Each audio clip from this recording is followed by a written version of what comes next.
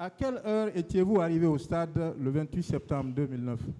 J'ai répondu à 3 à 4 reprises ici, maître. Oui, vous avez déclaré à RFI que c'était à 11h, c'est pourquoi je pose la question. À la question d'un avocat ici, vous avez répondu que c'était à 13h. Hein? Je veux le savoir. Posez la question.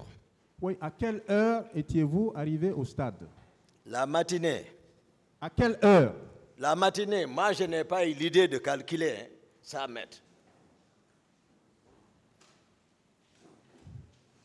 Ça, ce n'est pas venu à l'idée, maître. Honnêtement. Le tribunal va apprécier. Je ne suis pas reporter. OK. Dans le procès verbal numéro 351 du 16 décembre 2016, à la page 5 de la section de recherche de la gendarmerie territoriale de Dakar, vous avez dit ceci.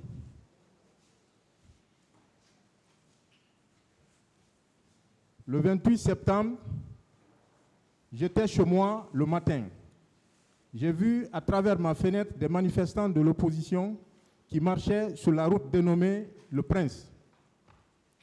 Pendant ce temps, des éléments de Moussa, je lis tel que c'est écrit, viennent dans ma chambre me trouver pour me dire que ça ne va pas. J'ai entendu le nommé Georges, gendarme, dire qu'ils ont infiltré des manifestants. Je les ai dit qu'aucun élément de la garde ne quittera. Laissez la police et la gendarmerie s'occuper de cela. Je le jure sur le Coran. Ils sont retournés voir Dadis, qui a envoyé quelqu'un pour venir me chercher dans ma chambre dans les environs de 12 heures. 12 heures. Par ailleurs, vous déclarez dans votre procès verbal d'interrogatoire du 23 mars 2017, à la page 5, in fine,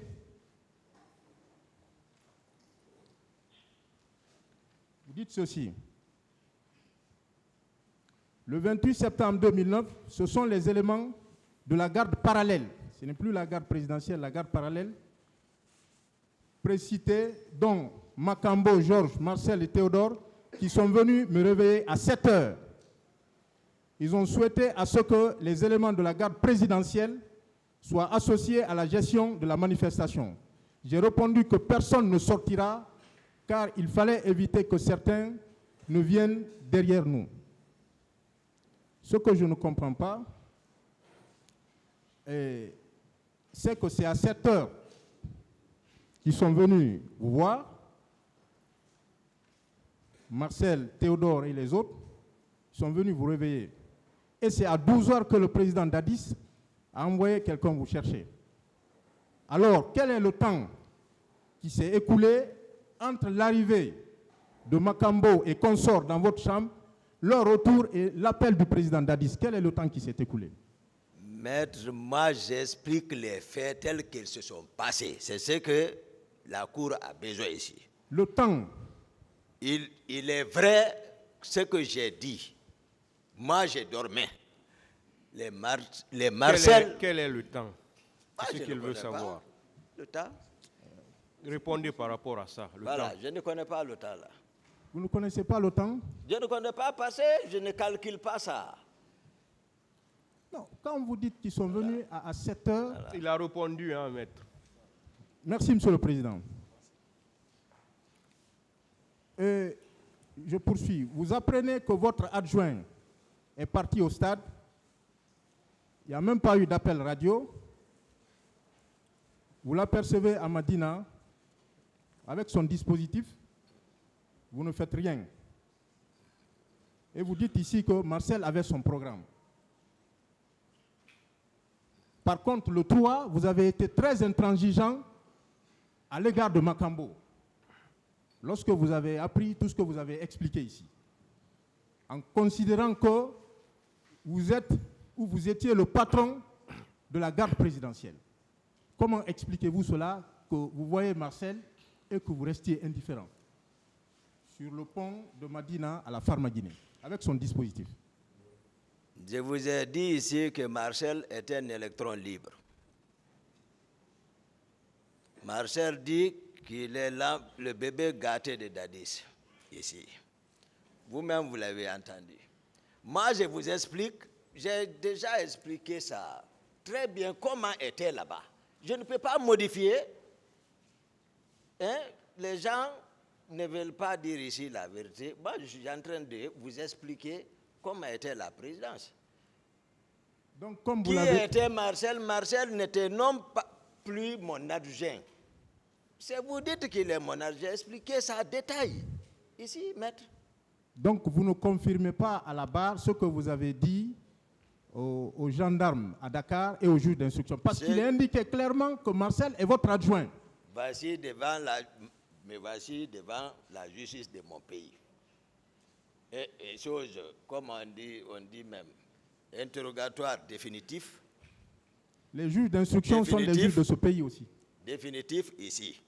Ce que j'ai dit ici, je pense, contactez-vous de ça, c'est ça la vérité. Ils sont tous ici. Voilà.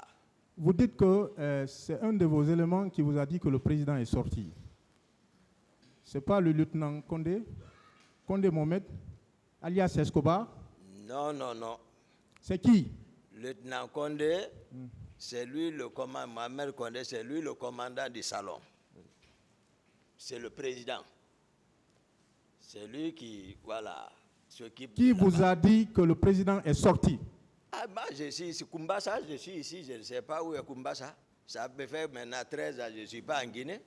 Son prénom? Kumbasa. Le prénom. C'est Kumbasa, je connais. Kumbasa. Ouais, c'est un rangeur. Ouais, si peut-être on le cherche, on peut le trouver, mais c'est un rangeur. Pourtant, ordre avait été donné à Escobar de ne pas laisser le président sortir. Dans les conditions normales, lorsque vous revenez, vous adressez à qui? Qu'est-ce qui était normal là-bas? Moi, je suis vous parlez de conditions normales. Je suis devant un tribunal. C'est pas normal. Là où nous étions, ce n'était pas normal, ce n'était pas légal. Il y a tout ça. Vous parlez de conditions normales. Pourquoi vous ne vous êtes pas adressé à Escobar? Je vous ai confié le président. Où est le président? Je vous ai expliqué, maître, le protocole de sortie à la présidence, maître. Acceptez ça. Même ceux qui nous écoutent en dehors d'ici savent que je dis la vérité. Le protocole n'était pas respecté à plusieurs reprises. L'État, vous savez dans quel état d'âme se trouvait le président? Non, là, lorsque le commandant sera là, il nous édifiera tout ça au clair. Pour le moment, moi, voilà, je veux c'est savoir. moi qui suis là. Ouais, pour le moment, je veux savoir pourquoi vous n'avez pas cherché à savoir auprès de Escobar où était le président. Mais non. C'est une de mes gardes, Kumbasa. Il est connu, hein, c'est pour cela, lorsqu'ils viendront ici, lorsqu'ils vont demander Kumbasa, ils vont nous dire où est Kumbasa, il va venir témoigner. Lui, il n'est pas du salon. Lui, il est de chez moi. Dans ma maison. Pourquoi vous n'avez pas cherché Escobar? Laissez-le répondre, maître. Hey, la partie civile m'a beaucoup fatigué avec cette question, mais ils ont fini par comprendre. Oui, mais moi, maintenant, là, vous comprenez avec moi que c'est la première fois que moi, en tout cas, j'entends parler de Kumbasa. Oui, j'ai dit que c'est une de mes gardes qui est venue. Oui, ok, entendu. Voilà. Donc, le président était sorti, c'est que d'après le rapport de chose Escobar, le président était sorti, Mohamed Condé, bien sûr, je veux parler, il était sorti, il a dit que le convoi a bougé devant lui, et il a dit que quand le président a voulu bouger, il a retiré sa clé. Et voilà. Qu'est-ce que vous voulez savoir, maître? C'est tout. Quand il est revenu, il a laissé les consignes à Escobar de ne pas laisser le président sortir. Pourquoi il ne s'est pas adressé à Escobar? C'est quelqu'un d'autre qui l'informe que le président est sorti. Pourquoi il ne s'est pas adressé, il n'a pas cherché à savoir où se trouvait Escobar? C'est là la question. Non, d'habitude, ils bougent ensemble. Si on me dit le président est sorti, la garde du salon qui relevait de moi bouge avec le président. J'ai expliqué ça. Dès qu'on dit que le président est sorti, la garde du salon, c'est elle qui constitue la ceinture, voilà, la plus proche, et puis ils vont avec le président. Donc, je ne peux pas dire, je vais jouer.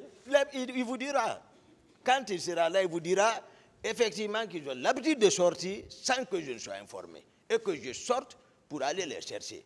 Ça, c'est une réalité évidente.